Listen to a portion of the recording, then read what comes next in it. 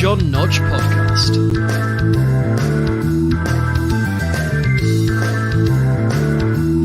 With your host, Hodge the Hack.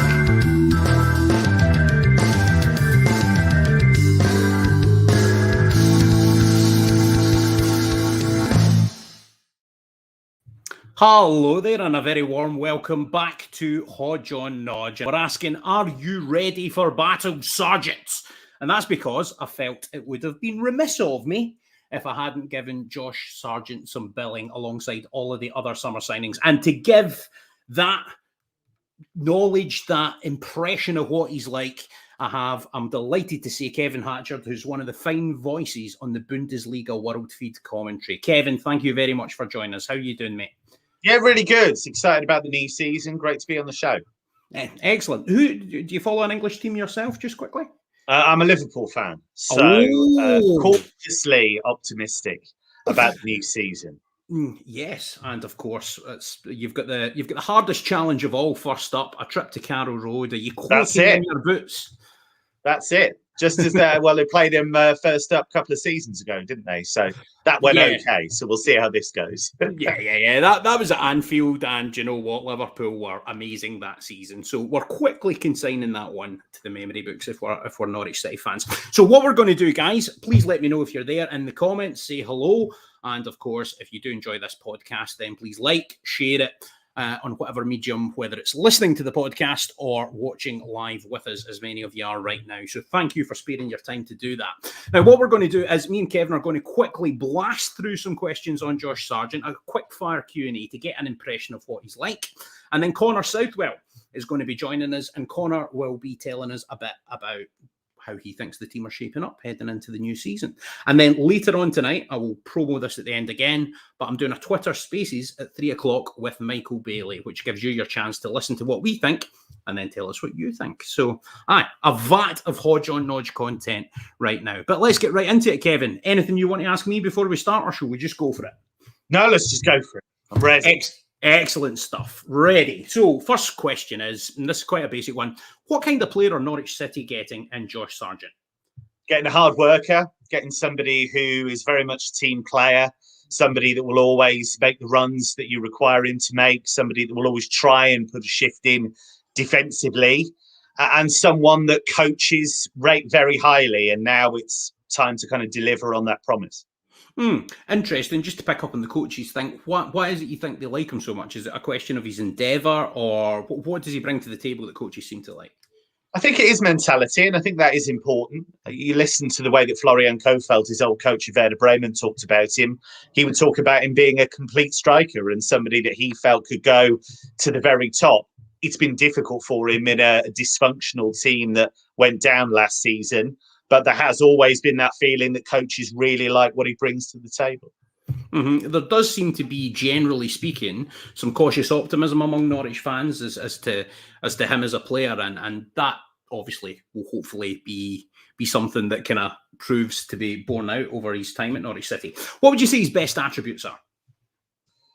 I do think work rate. I know that sounds boring, but you want somebody who will consistently work with and without the ball, and I think Daniel Farke demands that, doesn't he? He wants that ethic in his players, and I do think there isn't just work ethic to him. He's got some nice touches as well. You've seen goals that he scored where you thought, "Wow, okay." There was one goal against Augsburg that was a lovely lift over the goalkeeper, and he has that in his locker. But we just need to see that a little bit more often, I think. Excellent stuff. Conversely to that, what do you think he needs to work on? Goal scoring. Simple as that. He needs to score more goals. He needs to get into areas where he can be more dangerous. I think sometimes the temptation is to chase around a lot outside the penalty area, but I like to see him consistently between the posts and scoring goals, because you look at his goal scoring record over the past few seasons, and if you're talking about a really promising striker, it's not really up to that level. So that's the leap I'd like to see him make. So obviously people are thinking of him primarily as a striker, but he does have versatility to play in different slots. Can you tell us about that? He can play wide, and he did that for Werder on a few occasions. I never think you get as much out of him in those wide areas because he's not the kind of guy that's going to dance past three people and leave them trailing in his wake. He's a runner, but he's not necessarily somebody who's going to dribble out of those tight spaces all the time. So I prefer him through the centre. But again, he's the kind of guy that if you ask him to do a job out wide as a two-way player going forward and doing his work defensively, he'll do it. Good stuff. Ollie Middleton, just kind of on the finishing side of things, he says there's been a lot of mentions that he's not a great finisher. Have there been some calamitous misses or just his goal record generally that suggests it?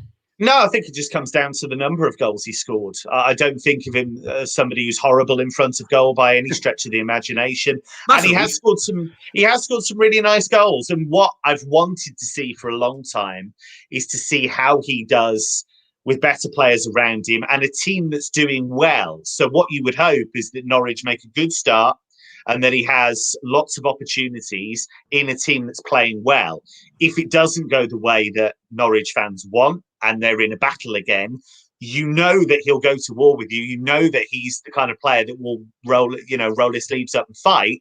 But I'd like to see him in a team where he has lots of chances, where he has a team that's going to dominate a few games, just to see if he can go up a level and score goals. But in terms of being used to the relegation battle, absolutely he's there. It's going to be tough for us, given the opening, to get those points. But if we can get one big win, hopefully starting with Liverpool, no offence, mate, then that would be great. And people are reckoning it's a big coup getting you on, so that's a wee feather in the cap there. Thank you very much for all of the comments coming in. I will try and ask some of the questions that you're asking. So a lot of stuff then about the fact that he's not a great finisher. You're saying it's down to his goal record alone. So what is it? Is he not getting in the box enough? Is he one of those players, the type where it's like, give him 10 seconds running clean through to think about it and he kind of boxes himself in and misses the chance? Is he more instinctive? What's there to work on, really? It's difficult because, again, it's hard not to come back to this idea that he was playing in a team that simply weren't scoring enough goals. And there weren't the creative players in that team that could really give him the ammunition. And so there have been moments when he's missed chances that he should have done better with. There's no doubt about that. There have been, headed chances and chances at a far post coming in that you've thought, really, he could and should have done better there.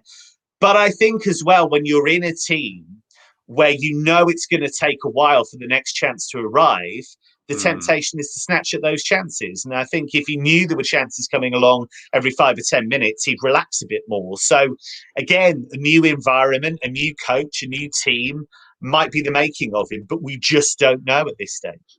Yeah, that's true. And Daniel Farke is someone that can coax things out of players, but obviously Norwich City, Premier League, there's a chance, there's definitely going to be some games where chances are at a premium. So yeah, I mean, there's positives and negatives in that, I would suggest. How much of a miss will he be to Werder Bremen? A huge miss because, he is somebody that I think in Bundesliga 2 could have done a real job for them.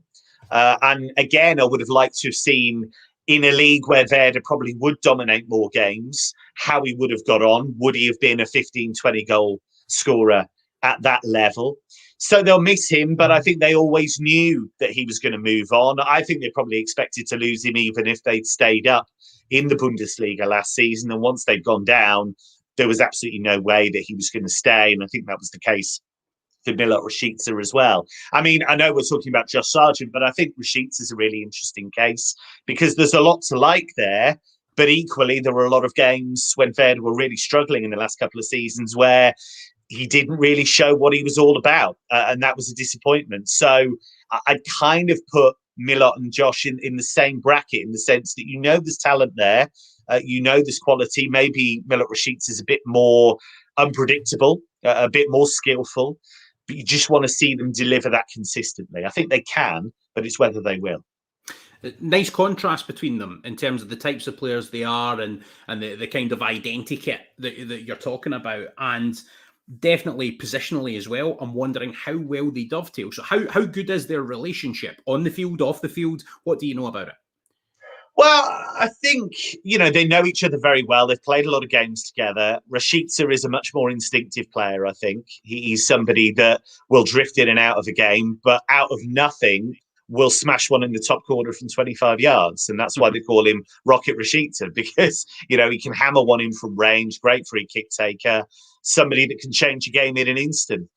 Josh hasn't really shown us that yet in terms of being a match winner with just one moment of brilliance, but he's a much more consistent player in the way he approaches the game, maybe. So in terms of them working together, there have been moments where you'd see Rashica drift in field, Sargent make the run down the channel, and Rashica would play him in.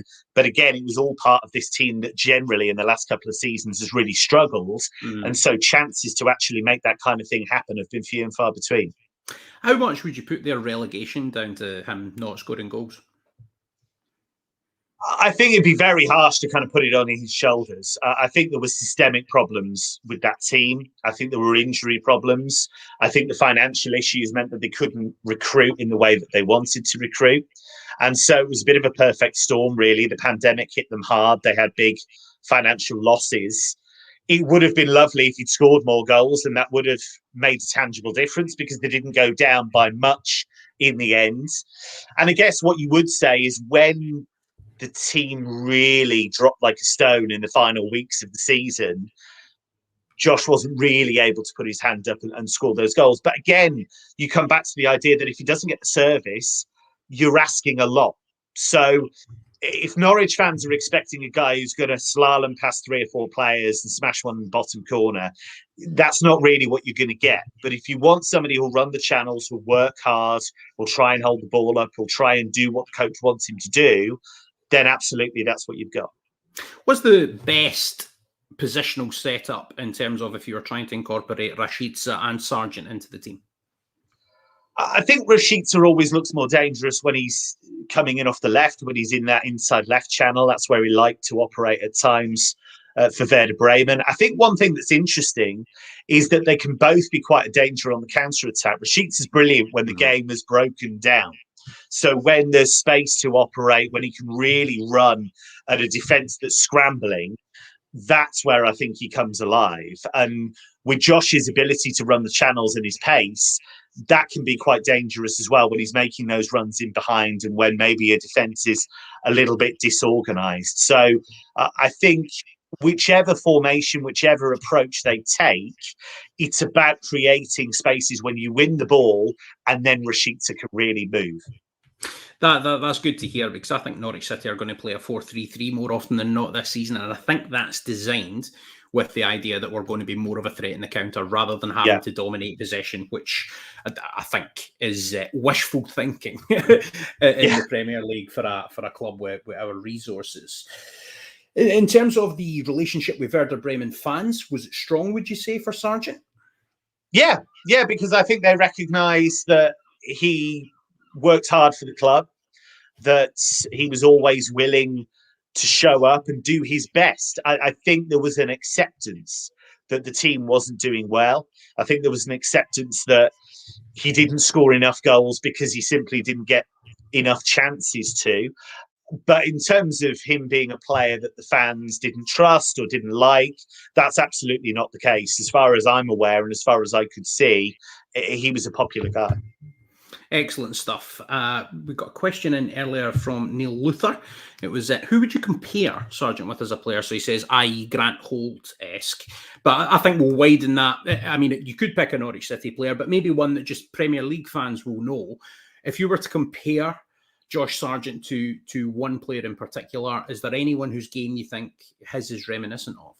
It's always really difficult, that, because you look at his skill set, it's difficult to kind of put him in a box with another player because, and you don't want to kind of set that bar for him, because what I think is really important actually for him and for Daniel Farke and the way that he deals with him is that you almost need to give him a clean slate. You almost need to say, there's a lot we liked in the scouting department in terms of work rate, running the channels, in terms of what you can do when you get chances, but we're starting again. This is how I want you to operate in the way we play.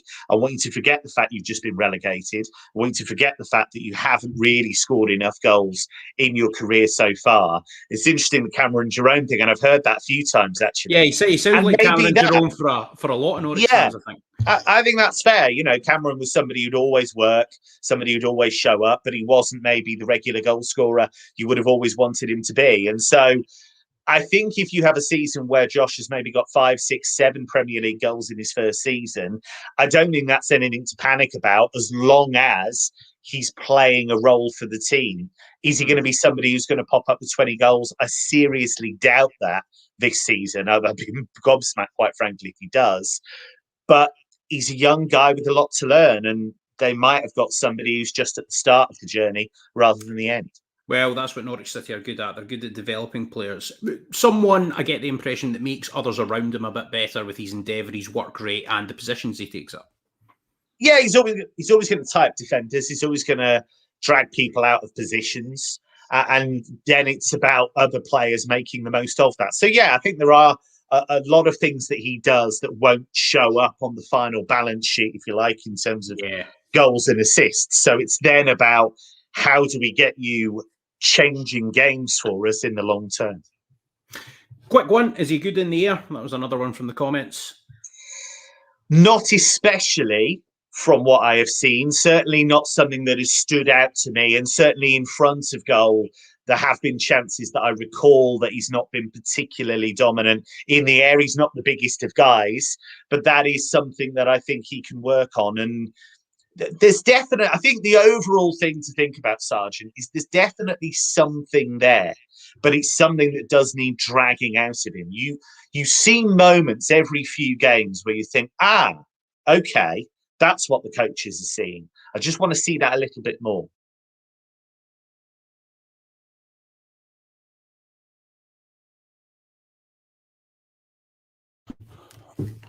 Hi there. I think we had a quick connection issue. Can you hear me, Kev? I can hear you loud and clear. What?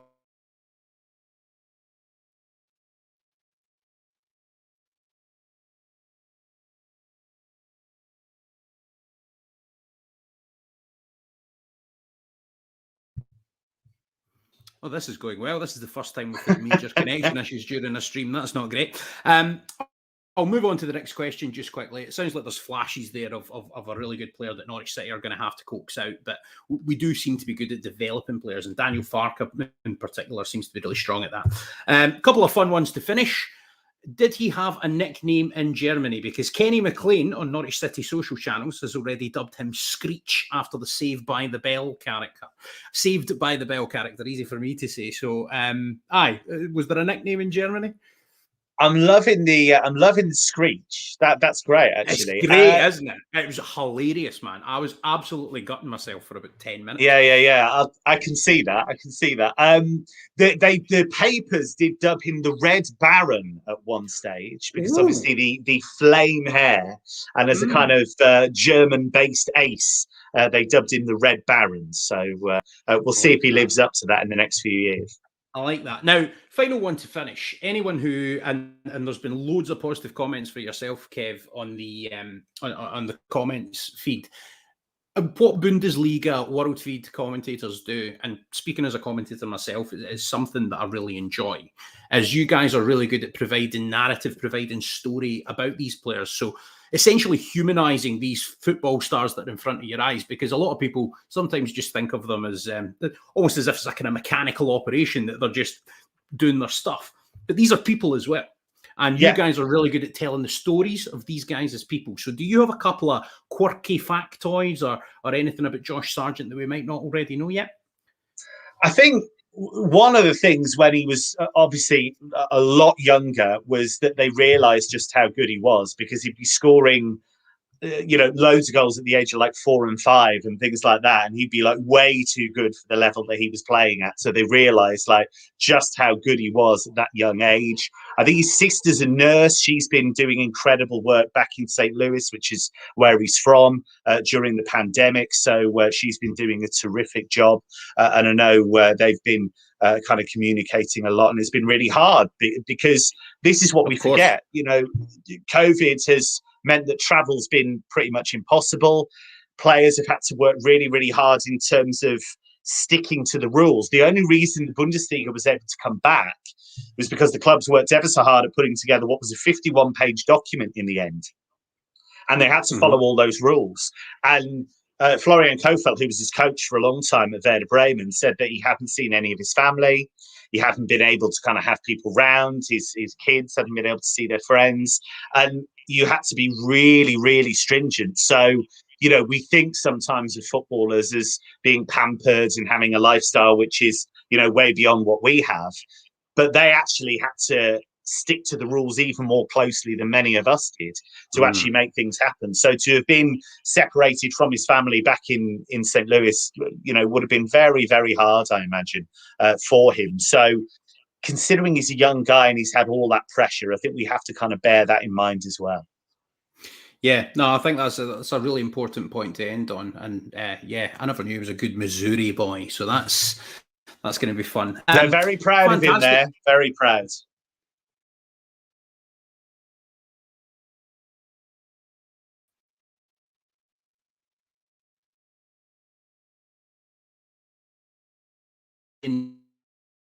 No. Yeah, this connection's not doing me any favours. I'm going to swap to a wired connection. But just as I do that, Kev, are you able to tell people where they can find you before I do my quick substitution, moving you? Yeah, so they can find me on Twitter at Kevin Hatchard, which is a very imaginative handle. I'll be on the Bundesliga World feed on TV throughout the season, which I think is getting used by Sky Sports, so you probably hear me now and again on there as well. And I pop up on TalkSport a fair bit with European football here and there.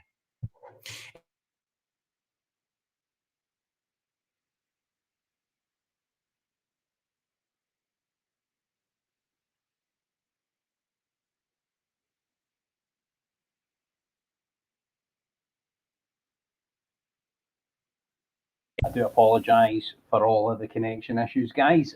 Hopefully you're still with me. I see that a vast number of you are, so thank you for that, for persisting. Kev, as I was just saying, big admirer of your commentary, mate. I'm very, very grateful for you sparing the time, so thank you so much for that, and good luck for the season ahead. I'll look forward. Thank you very much. Sky Sports, mate. Great to see you. Thanks a lot. Cheers, mate. I'm now going to do a quick substitution. Watch this, guys. Out goes going off is number whatever he wants to be, Kevin Hatchard, and coming on, a well-known face to us all, Mr. Connor Southwell. Connor, hopefully you bring a bit more luck with you in terms of this connection, mate, because I'm now going to have to do some extreme audio editing to the audio version of this podcast as a result of these connection issues. So any of you guys that are listening on the audio pod subsequently, bear in mind that I've worked hard to make sure that the audio is nice and crisp and flows beautifully. Connor, how are you, mate? Good to have you with us. Yeah, I'm good, thank you. It's yeah, hopefully the connection holds up, and look, it's just a challenge for yourself, isn't it? It's just making sure that, you know, before the big test against Liverpool, you've got all the things in place to make sure that you're ready for the Premier League season, right? I'll tell you what, clue is Ayrshire and Scotland. Like, I just find the internet's not fast enough here. Then again, Norfolk's quite a sleepy place as well, and my broadband never worked as badly there. So maybe it's the broadband provider, but I'm going to leave them unnamed. But I've changed to a wired connection, so hopefully it's going to hold up now. It's either, I've basically got to make a choice with my laptop. It's either wired and I've got the connector in, or alternatively, I am looking at trying to put the charger in and then pulling one out. It's just a bit of complicated nightmare. Anyway, mate, I wanted to get you on to speak about how we're feeling. Are we excited? Are we nervous? I mean, how are you gauging the temperature around Carrow Road and Colney at the moment? Well, I think if you'd have asked this question a week ago, I think the answer you would have got would have been significantly different to the one you've got now, mainly because obviously the two arrivals this week. I would describe it as excitement with a little bit of trepidation, and I think that's inevitable given the start that Norwich City have in the Premier League. But I think the feeling is generally that the direction that their window is travelling now, with the additions of, and you've spoken about Josh Sargent at length with Kevin, and also obviously Christos Scholes, which which is TBC, I think, in terms of that pronunciation. But that's I'll what go from my Greek man, Graham Wood. And by the way, can I just say thank you to all the listeners for listening so much to that Christos Cholis pod. That's what I've got, Cholis. So it's the T, Ch, and J sounds. So Cholis all together. Yeah, I had it as Jollis, so that has kind of flipped it a little bit. So I think we'll get a Max Aaron situation where we get Jollis, Sholis, Jollis. I think Tizolis. I'm sure there's going to be some Tizolis. Yeah, I think we'll get all three, to be honest. And until we hear it from the man himself, then we'll just have to kind of go which one of those you prefer. But yeah, I think those two additions have significantly helped the mood. But look, as we sit here on the eve of a Premier League season, Norwich are back in the Premier League. Fans are going to be back. I think there's lots of reasons to be cheerful, actually, and increasingly with the squad that they're building and the way it's being shaped. And I heard you speak about 4-3-3 there, and I would agree with you. I think we're going to see a different Norwich City to maybe the one that people are expecting, not in terms of fundamentals and principles of play, but little tweaks here and there that maybe the lessons that they've learned from 2 years ago. So I think this is going to be a fascinating season, to be honest. And as we sit here on the eve of it, I probably think Norwich maybe will just fall short. But if they get the necessary additions that I think everyone knows that they need, and those are of a significant quality, which, to be fair, they've proven in this window that they can extract quality from what is a very difficult and intense market at the moment, then I think that prediction could be changed. And I think an 18th, 17th place finish could suddenly become a 16th, 15th place finish pretty quickly. I think we can stay up. I really do. Now, there's an argument to be made that we've not quite added in certain positions yet, but I know from, and you'll know even better than me, I'm sure, from speaking to people that you know in and around things at the club, there is an absolute priority being set on all of the positions that people know obviously need fixed. So it's not like the work's not going on to do that. But I think the one thing that we have seen from the business that Norwich City have done is that they are prioritising getting players that are within the market value that we can afford to get players, and that are going to have value for us, both as assets that we can perhaps move on, or in the case of, for example, a Pierre Lees-Malou, someone that can give us great value over the course of that contract. Now, just looking at the business that we've done, do you want to go through and sort of rate the deals out of 10?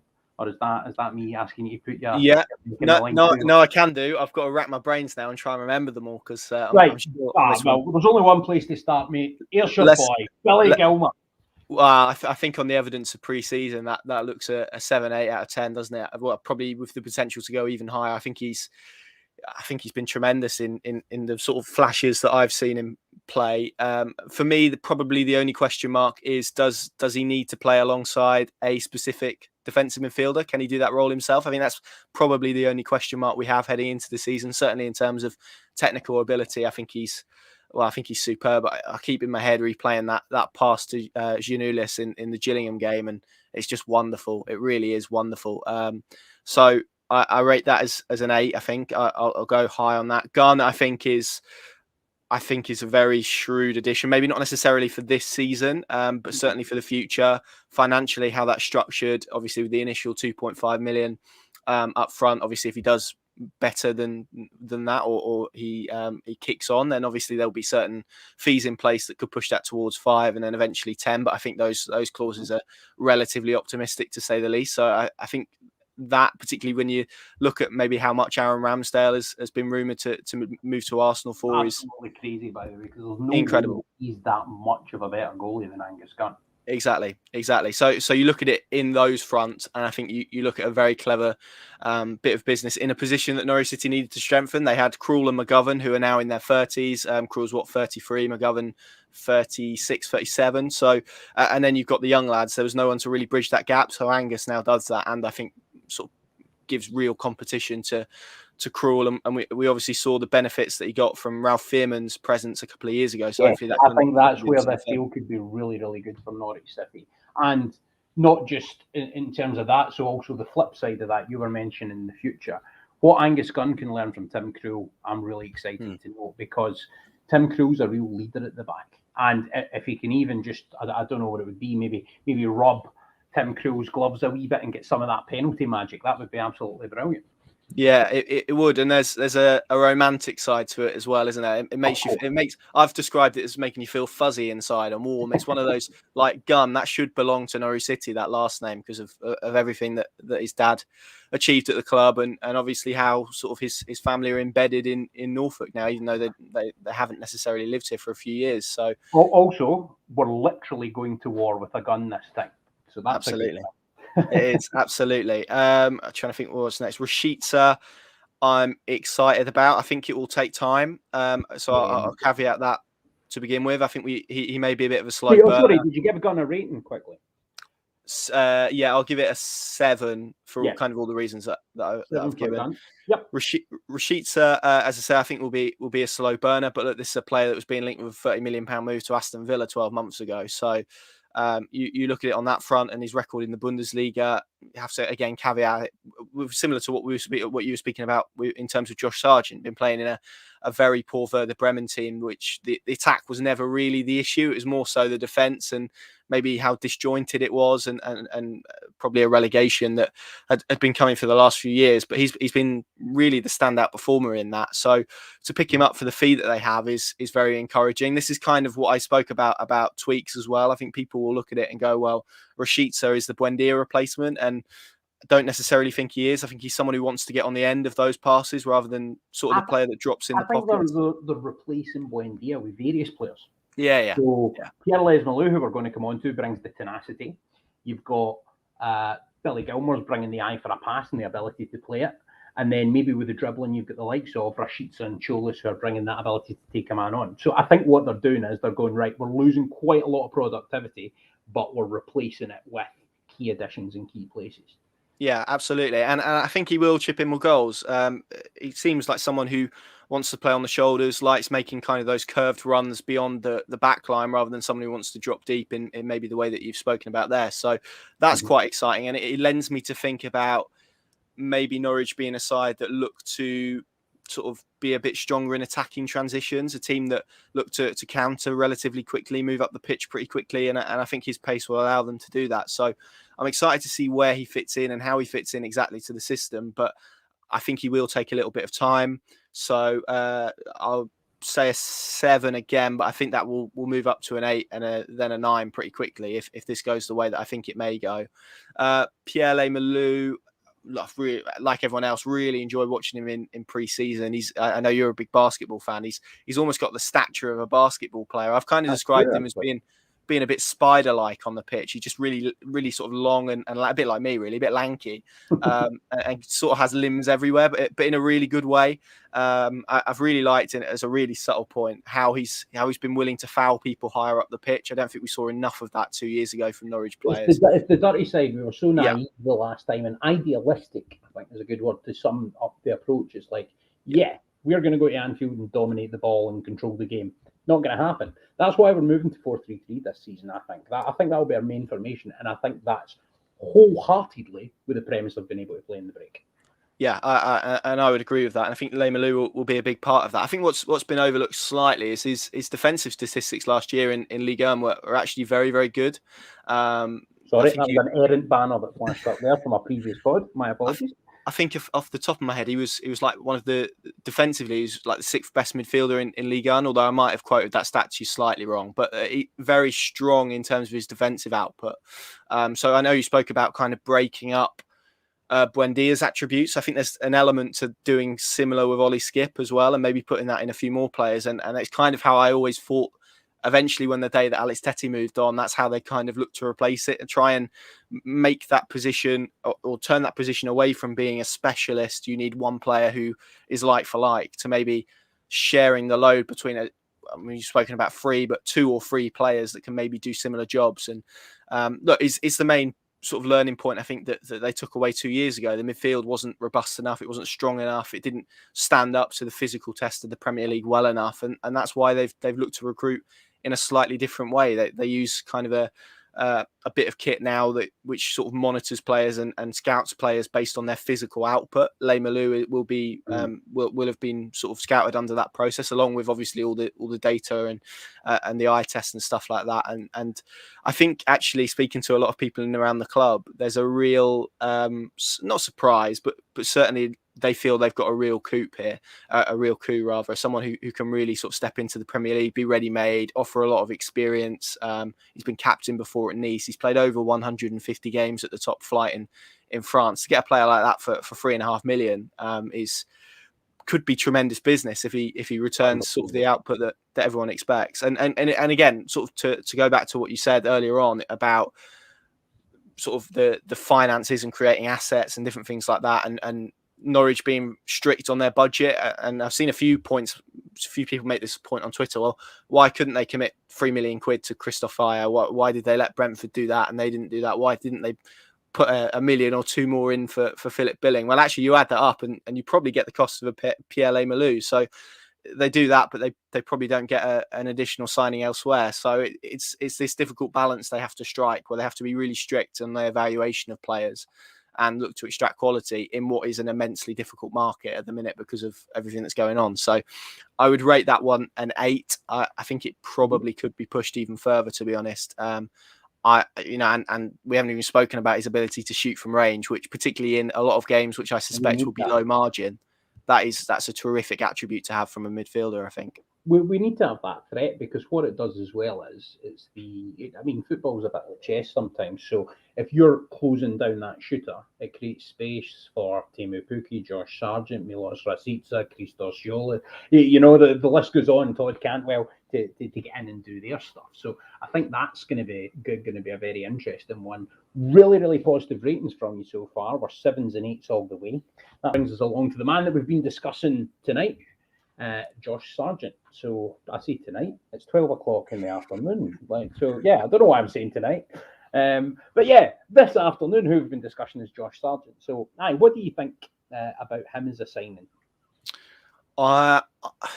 Do you know, sometimes you just have a feeling with players, don't you? You just think, okay, this one makes a lot of sense. And that's kind of where I'm at with Josh Sargent. I think actually, like you, I would have seen the goal record and gone, I'm not sure for a striker. You actually delve into it a little bit more. And I don't think really, again, you've got to put it in a similar context to Rashica, he's been playing in a very poor team. And again, there's maybe that sort of view from his perspective, a bit of a risk in terms of, well, you're swapping one relegation battle essentially for another. It would have been comfortable for him really to have a season in the second Bundesliga, score a hatful of goals, really impress, probably then maybe step up to the Bundesliga or then take a move elsewhere that would have been more beneficial for him. So I like the fact he's taken that challenge first and foremost. I think the Cameron Jerome analogies are interesting. I actually think he's not as bad a finisher as maybe people are making out. Certainly the data doesn't suggest so. I think there's maybe an element of again playing in an underperforming Werder Bremen side that have maybe contributed to that poor goal return. He's made over 70 Bundesliga appearances by the age of 21, which is a tremendous return. And I think actually, when you look at Norwich City strikers, they probably haven't got one that is like him in terms of really hard working. That's the thing for me, Connor. Everything you've said, and do you know what? I'm probably a wee bit less optimistic than you, just because I think that goal return is really questionable. Although it has to be said, he does have 2 and 2 in terms of this season, having dropped down a level in Germany, so that is a factor. But what that says to me is it's someone that can score goals at A level. Can they score goals at the top level?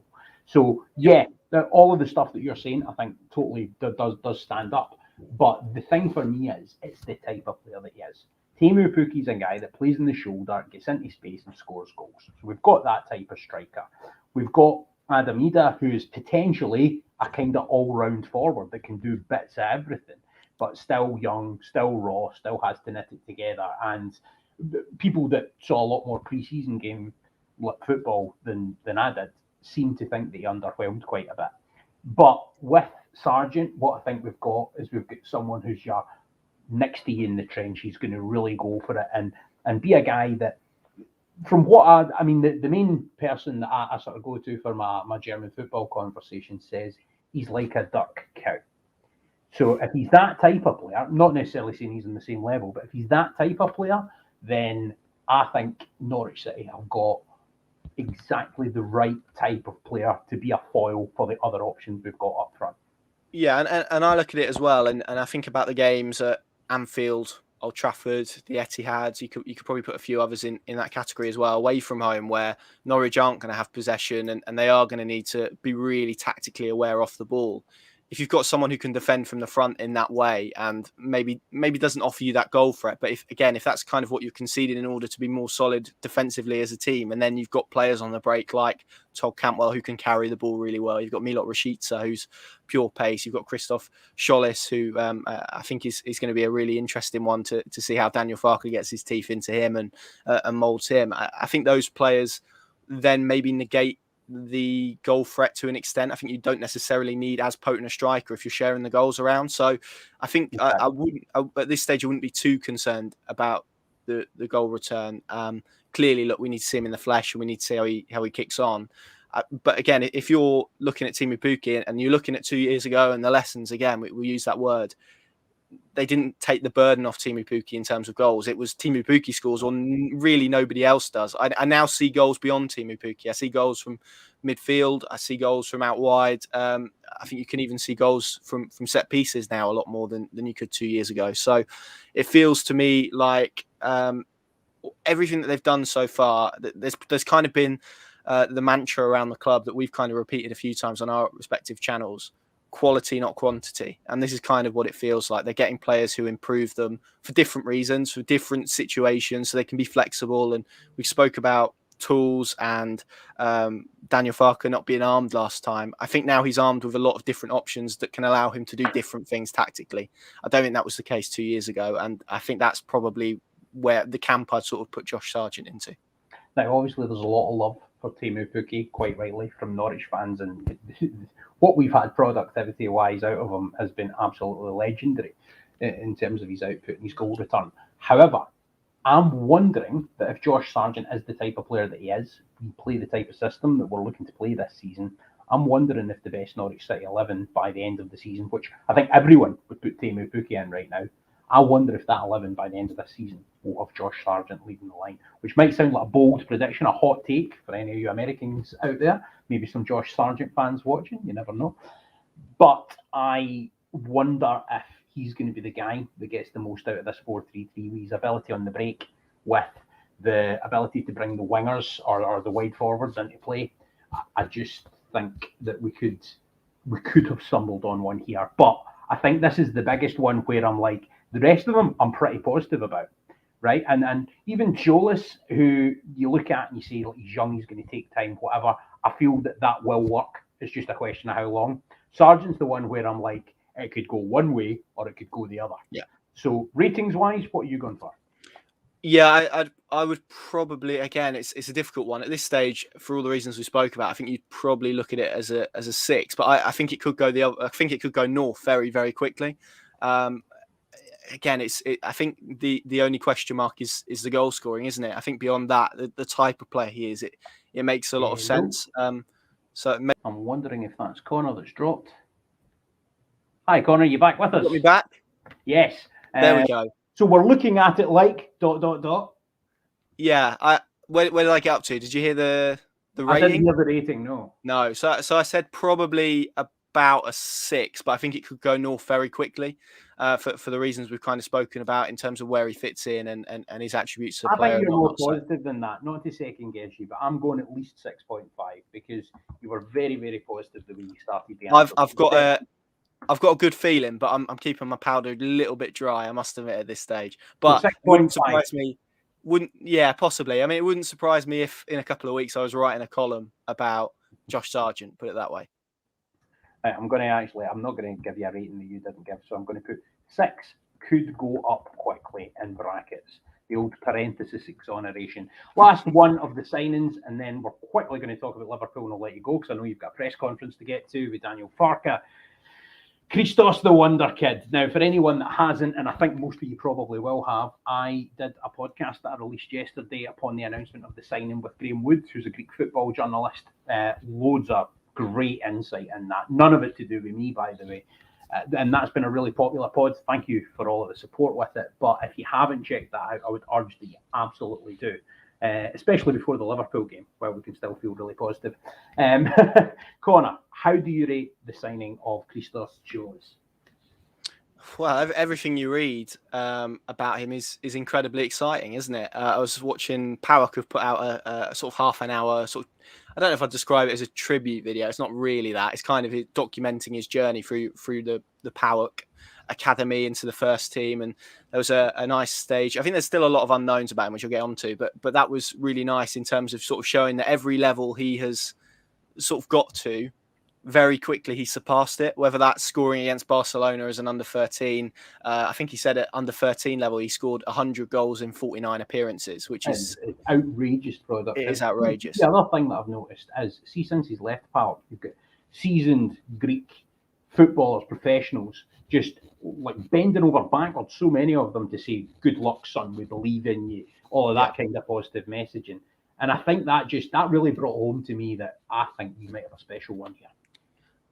Absolutely. And I mean, you only have to you Google his name, the headlines that come up: Manchester United, Borussia Dortmund, Barcelona. They're the kind of clubs that are linked. And immediately, I think in your mind, you sort of sit back and go, this is quite something that he's ended up at Norwich City. And again, I spoke about those unknowns. He's yet to play in front of a full crowd. He made his debut sort of when football. I did ask that question, actually, because I think that's the big question for me as well. There's a nice bit in there where he kind of said that he watched the first leg of, I think it was I want to say a semi-final, but I may be wrong, of a cup game at least. It was two-legged. He watched the first leg as a fan with the PAOK fans. Then the coronavirus pandemic struck. For the second leg, he was in the starting lineup. So that shows kind of the rapid rise in the last year and a half. But again, I'll go to that point. Every level, every sort of deep end that he's been thrown into, he's managed to swim, and not just swim, but really thrive. Again, the back end of last season, I don't think was perhaps as productive as what he produced in his first sort of 18 months or so of being a professional, first year maybe. But I think that's to be expected at 19. And again, I've seen a lot of PAOK fans maybe say that his sort of early success was because of the relationship he had with Dimitris Giannoulis. So again, an incredibly exciting prospect for Norwich City if we see those two linking up down the left. So yeah, like you, I think this is one that will bear fruit. I think for the value that they've got in for a player that was being linked for Manchester United for £17 million to get him for an initial fee under 9 million, but I think it will become a club record for fairly rapidly. That looks pretty exciting. So I'm going to go for a big 8.5. I'll go for him. Big 8.5. I was hoping you were going to go for a 9 because that was going to save. I was close. I just talked myself out of it a little bit. No, that's all right, mate. You've got more in the line than me, journalistically speaking. So no, that's fine. If you had made it a 9, that would have averaged the signings ratings, first team, I should stipulate, for the first team signings that we've made out at a 7.5. So you're just shy of that. When you compare that to, and every one of them we've said, right, or you've said, sorry, this is the rating I'm giving now. This could go up very quickly. Yeah. So I think all of that points to this having been a very exciting and a fantastic summer for Norwich City. And just quickly on last sort of signings-based question before we look at Liverpool is, do you think we're done yet? Surely not. We've got two positions, probably 3 that we're targeting. How is there anything in the ether? I know we're going to come back and do a transfer roundtable at some point, but is there anything in the ether, anything that you can give us right now in that? I don't think there's anything kind of at the advanced stage that Jolis was at, or Sargent. Or Jarhead if you're Kenny McLean. Yes, yeah, we'll stick with that. Certainly, last time I checked in, I think a lot of the focus in the last week has been getting these two over the line. So that really now is, unless we see a departure of Todd Cantwell, which I think is looking increasingly unlikely, that is them done at the top end now. I think it will be about, as we've spoken about, central midfield, left back / right back, full back cover essentially, and a central defender if they can get one that significantly improves what they've got. So I would probably expect a minimum of 2, maximum of 3 is probably kind of the bracket I would put on it. And we've got a couple of weeks until the window close. Look down on sort of the bottom right of my laptop and see the 13th. So they've got time to do it, and the fixtures kind of don't dictate that needs to be necessary. They're going to be the massive underdogs in the opening few matches. So yeah, a few things bubbling under. Again, with the transfer window, things move pretty quickly. Sometimes they move pretty slowly. I'll give you an example. I think the Scholes deal has been in the works probably for somewhere around 10 weeks. So that gives you an indication of how slowly sometimes it can move.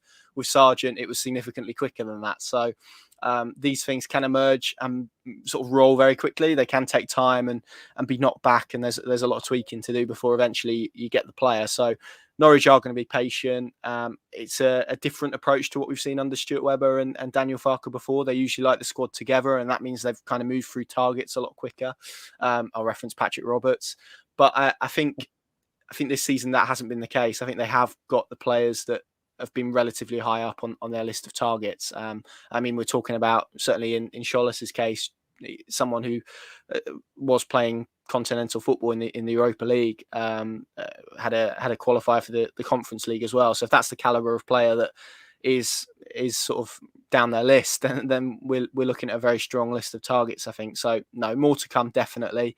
It's just going to be a case of whether they get the players that they want to round off what I think has been a very successful window. Yes, defensive reinforcements needed now, because I think they're tall and strong. They're the two words I would say from here. Good stuff. Good to know. Physicality has been a factor, definitely a couple of years ago that let us down. Ollie Middleton's asking and there's a spirited debate, by the way, been happening in the comments of this chat about who is going to start in the defensive midfield role tomorrow and what the kind of system's going to be. So go with Ollie's question first and then widen that out to what you expect the team to look like. Obviously, notwithstanding that you're going to be speaking to Daniel Farke in just over half an hour. But right now, how do you think it's looking and the likelihood of Sorensen starting in the defensive midfield role tomorrow? I think we will see a 3-4-2-1, what we saw at Newcastle. I think we'll see, again, what I may say may change rapidly in about an hour, but I think we'll see Grant Hanley back in the heart of defence. The club put out a training video and he's on it. So that's an incredibly positive step. I just feel that at this stage, for kind of the reasons we've spoken about in terms of them maybe not having that final piece of the jigsaw in central midfield, I think eventually they will go to a kind of a 4-3-3 sort of system. At the moment, given who they're playing, given the options they have at the minute, I think we'll see a free. I think personally, in terms of answering that question directly, I think there's still a bit of debate as to whether sort of Jacob Sorensen is a defensive midfielder. I've certainly not got those suggestions. The times that I've seen him, I think he's probably the box, isn't he? Yeah. That's the identity I would put on him. Yeah, I don't think he is. If you want to, I don't think he is in a similar mold to Ollie Skip or Alex Tetty, if that's kind of what we're describing it as.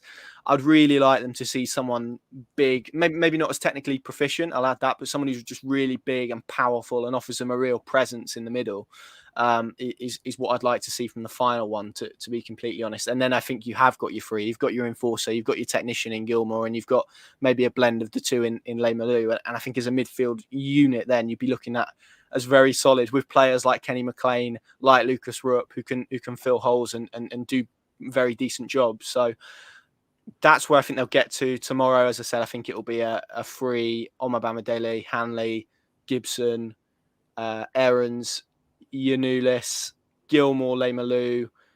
I don't know if Campbell's going to play, so I think we'll probably see Rupp in there. Oh, if he's fit, it could be McLean actually.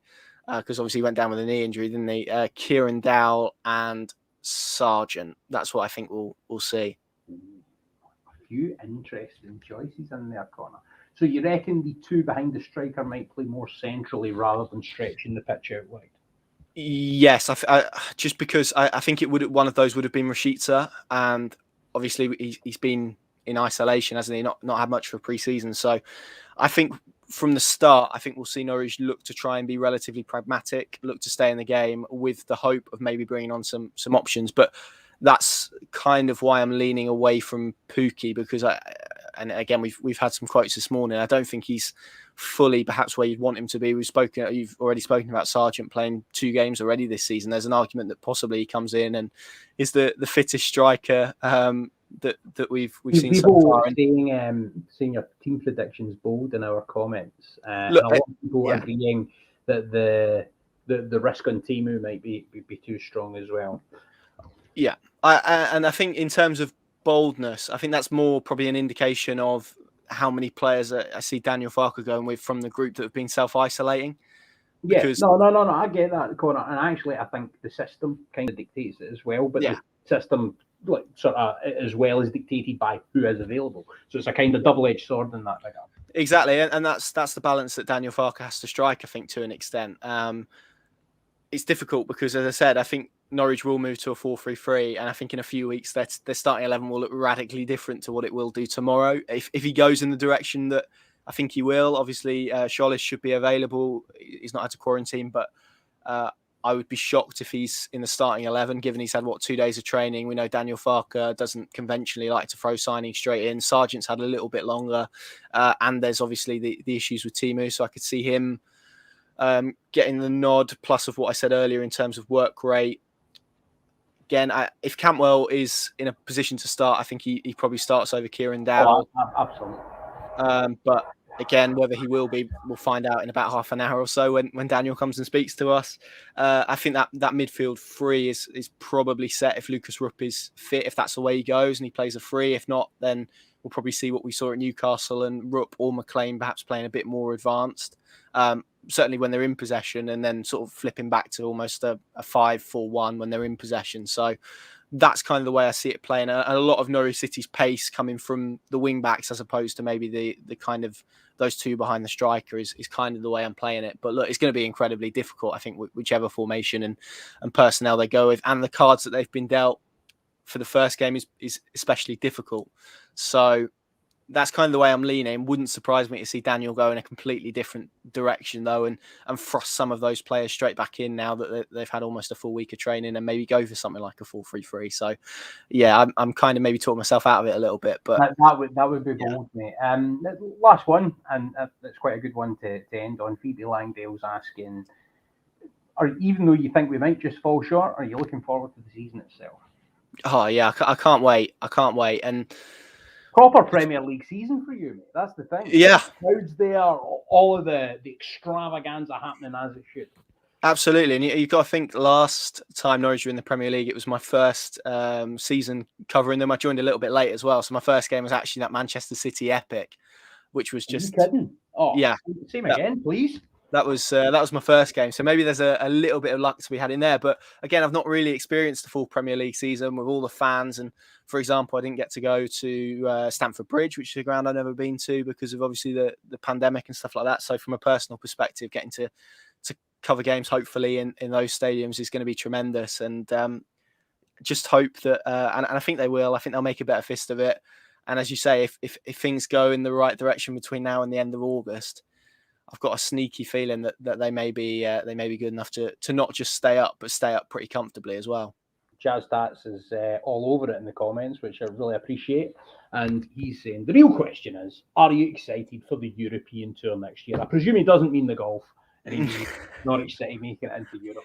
Hopefully, yeah. Now, that's bolder than the team prediction, I would suggest. Yeah, I would. I mean, I've got the passport ready to go. So if that's where this season ends up and it's a Conference League trip around Europe, then I'm 100% up for that. So I'll be on the plane for sure. Brilliant stuff. Just over 12 years ago, we were probably looking closer at the actual conference itself when we come to Colchester rather than European Conference League. But you never know, we could be within touching distance come this time in about 8-9 months' time. Connor, an absolute pleasure, mate. Thank you very much for joining us. I think just before the season started, it was important to kind of gauge the temperature, gauge where we were at as a club and as a fan base, sort of moving forward into what should hopefully be an exciting Premier League season. Because I'm always full of the chat where I say, yeah, do you know what, I prefer being in the Championship. And I actually do prefer it as a league. I would stand by that.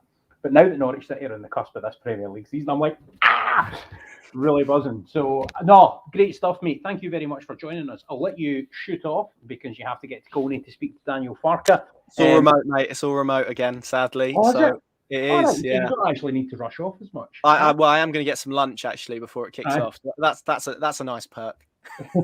No, that's true. That's true. And at least you're not going to be rushing to Colney, because I was beginning to feel a bit of guilt there. And I thought, if he gets stopped in that university traffic, I might have made a rod for his back here.